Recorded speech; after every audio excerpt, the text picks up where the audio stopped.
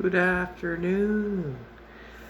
I just wanted to talk for a minute about ascension and the process of evolving and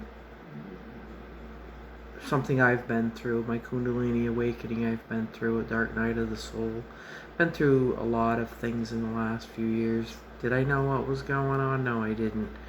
I did, go on YouTube and I found a lot of people talking about the things that it entails, the symptoms and the process, and thank God I had something to relate to because it was very difficult. And I've heard, a lot of people can really have a hard time, especially without support, to navigate through it.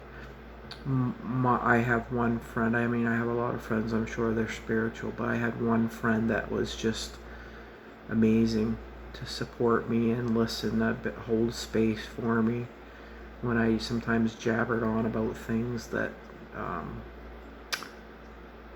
not being mean or toxic or anything like that, but just so confused about what was happening because it was so different, just being pulled out of my shell basically. And there was and there's a lot that I've learned now. If I had to go through it again, I could probably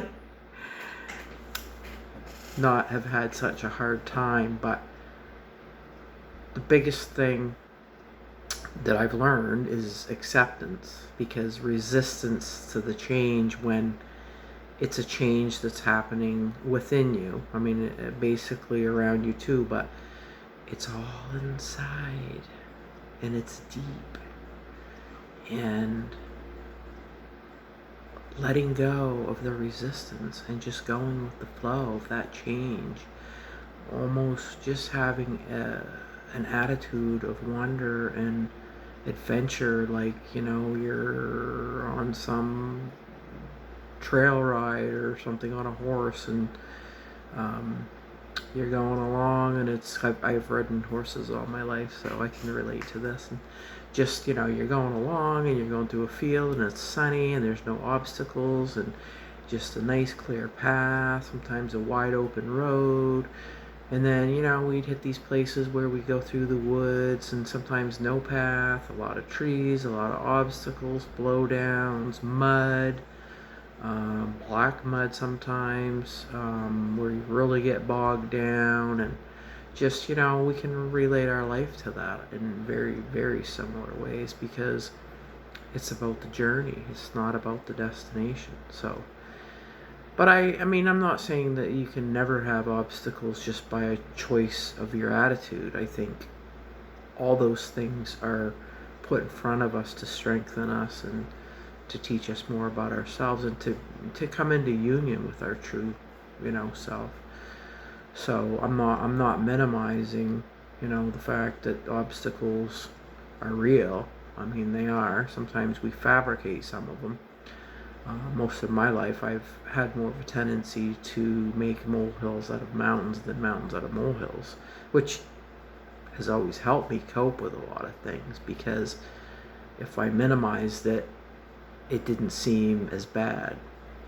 Was I denying it? No. I knew it was there, but I just didn't dwell on it and live in it and focus on it. And, I kept living my life despite it, which is what we're all called to do. And it eventually takes us to a higher level of awareness, consciousness. A lot of the subconscious habits and beliefs that we have need to be uprooted. They were conditioned into us, some of it by our parents, some of it by friends, some of it by bad relationships, and a lot of it's just illusion and lies. The truth, the real truth about life, love, relationships, and it isn't all hunky-dory, peachy keen. It's about helping one another. You help me, I help you. If someone's abusive or toxic, to me, they just live in with what they know. They're in a place where it's like, this is all I know. Can they do better? Yeah. Sometimes they need to have people, walk away from them, or, hurt them or not get what they want. And eventually, if they choose to, they can learn and evolve from that. It has nothing to do with us. Each person is on their own little track through this, this life and this world. And we can choose to see, oh, gee, I see that, I see the lesson, I'm going to be a better person. I can choose to emulate what people do to hurt me, or I can choose to say, gee, I don't want to be like that. Anyway, with the ascension thing, the kundalini, and at some point, I will share more of my story on that. But for today, I just wanted to say, it's a beautiful life we have. It's really a gift. It really is. Doesn't, have I been through crap? Yeah, trust me. I mean, I'm not comparing my story to anybody, but there's things I've been through that, oh man, just, but I always knew there was light at the end of the tunnel, where there would be someday. And that stuff teaches us patience too, to be somewhere you don't want to be, but to not give up, be loyal and true to yourself, whether it be marriage vows. For me, it was, it was reasons I had to get out of the marriage, but I was in love with my husband. I still was true to my vows to him, and it didn't matter what he was doing. If he was in a more shallow place of lust and all the other things that go with it. My love is just a deeper love, and by being true to myself, I end up being true to others and those that I love.